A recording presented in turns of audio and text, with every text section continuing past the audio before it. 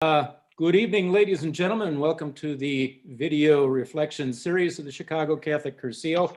We are very fortunate tonight to have the esteemed Father Michael Hack to do our reflection tonight. And so rather than you listening to me, why don't we just have me shut up and listen to Father.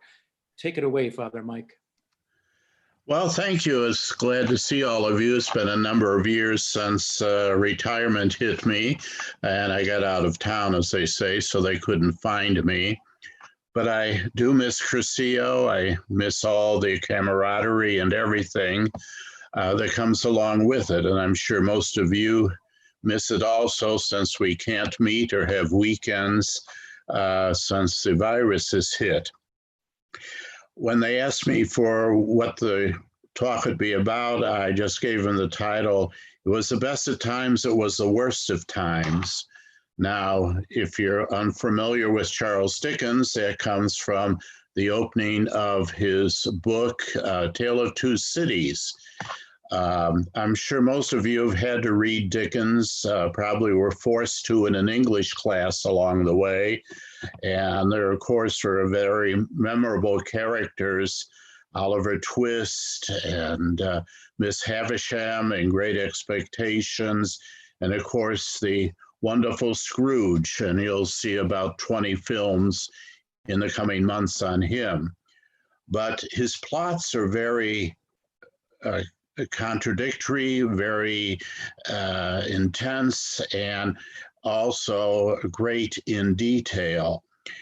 The best of times and the worst of times happened just as the French Revolution was occurring, and the reign of terror and the horror that was there at that time. And I'm sure that many of us would think that perhaps what's going on in our world today is the worst of times. But it's not the only time in the history of the world we've had such situations. So I think it must be a way for us to find the best of times amidst all of this that is coming on, with all the rhetoric of politics, with all the virus that is out there, and people being short-tempered and restless because they're stuck at home, having to take care of kids instead of sending them off to school, and all the rest of it. So what makes it the best of times? And I think the answer to that is the Lord.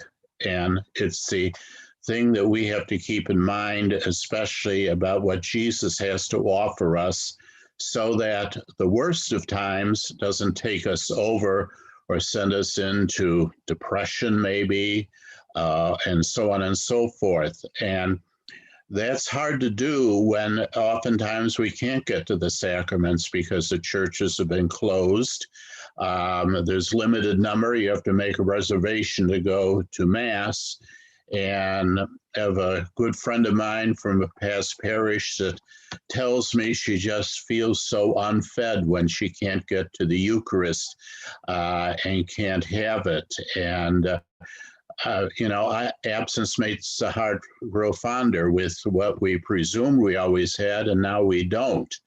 And we need that spiritual food. We need that spiritual nourishment in our life. So how do we provide for it now when the apple cart's sort of upside down in our lives?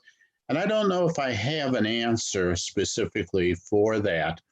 But I think the important thing is, what has a Cursillo, what has the church offered us as a way of being a hope-filled people? True, we don't have the weekend, but we have all the notes that we took on our weekend, whether we made our own Cursillo or as a team member. And perhaps reviewing those notes, going over them, might click something in our mind as to what was very important or struck us and made us think twice about where we were headed or where we were going in our life. So I think it's very important to look to those. What about our spiritual reading? it might be good to think of ourselves. The Holy Father just edited a new encyclical, and most of his encyclicals are recently are about the human condition, about the environment, about what we are doing with our lives in the modern world. And it's easy reading, and so are his past ones. And we have to realize that though these are things that can help us to be a positive, hope-filled person among all else that is going on. So I think our piety, study, and action are taking on new force for us in our lives. Maybe we can't group reunion, but we can virtually do it, perhaps with our spouse, perhaps with a good friend, or even get a Zoom meeting for our group reunion. And then we can't get to the sacraments or to Mass, perhaps, but what is our prayer life like? Have we found new types of prayer in our lives, the ones that we never thought of? Is our prayer scripturally based? We might ask ourselves also. And of course, the study and the action. Well, we can't do activities as such, but maybe we can virtually use the telephone as a way of reaching out to each other. We all know people who would love to have a phone call, maybe someone that's elderly, someone that's alone that we know. Call on them now and then, see how they're doing, give them the message of hope. So it's sort of recreating the way that we in our lives live out the Cursillo message. And it means to be inventive. It means to be hope-filled, not to look upon the world as the worst of times. If we want to save it from being the worst of times, it might be finding ways that we can bring hope in times that are tough, times that are difficult, which really we are living in. Hopefully, in another week, I would hope some of the negativity would cease when we finally have an election, and those horrible campaign ads, you don't know what people stand for because they're just making vicious statements about each other. But let's hope that our country will be a better place as a result of who gets in. It means that our vote is very, very important. And maybe if you know somebody that is elderly, that can't get out, at least put on your mask and take them to the voting polls so they let them how important their vote is. If you were thinking of not voting, please vote. Thinking of prayer, please pray.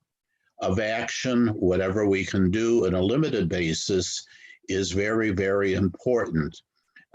We can't gather in crowds, but we can perhaps help at a soup kitchen if they're still going, or to pass out food, or just to be that voice of hope in the world today. So I really believe that it is the best of times, sort of the best of times in a very negative area of the world, which is very, very unfortunate. But if we can, in our own way, be the big voice, reach out in small ways. That's how goodness starts, in small ways. We don't have to convert the world. We can't convert the world, but we can convert our corner of it.